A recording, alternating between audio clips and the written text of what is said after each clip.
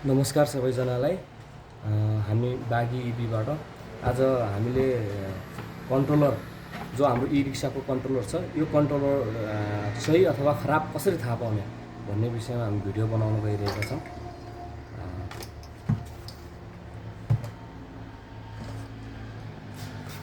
यो तपाईहरुले यहाँ कन्ट्रोलरको रातो र कालो तार देख्न सक्नुहुन्छ। यो रातो तार र कालो तार यहाँ पनि गएको छ। यो सन्ट रजिस्टर लागेको छ। यो सन्ट रजिस्टर लागेको हाम्रो कालो तारमा कनेक्सन भएको हुन्छ र यो अर्को रातो तार चाहिँ यहाँ कनेक्सन भएको हुन्छ। अब हामीले मल्टिमिटरलाई डायोड रेन्जमा सेट गर्नुपर्ने हुन्छ।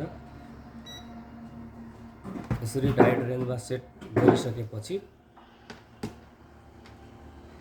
मल्टिमिटरको रेड प्रोबलाई कन्ट्रोलरको ब्ल्याक वायरमा राख्छौँ र तीनवटा मोटर वायरलाई पटक पटक हामी चेक गर्छौँ।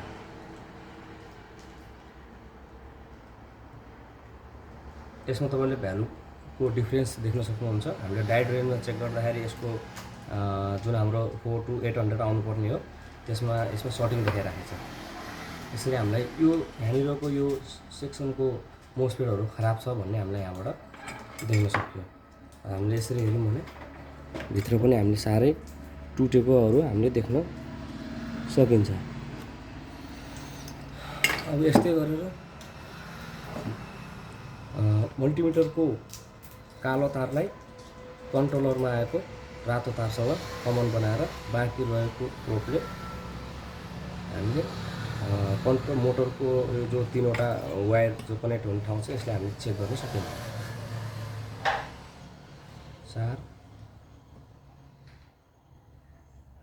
यसमा भ्यालुको डिफरेन्सेस छ, यसमा सेम छ। भनेपछि यताको पनि यो सेक्सन हामीलाई खराब देखाइराखेको छ।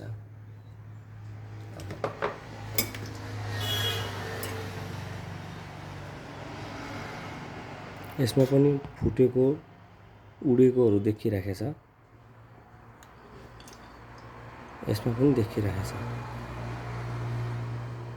दुईटा सेक्सन। अब हामीले रिपेयर गर्नु पर्यो।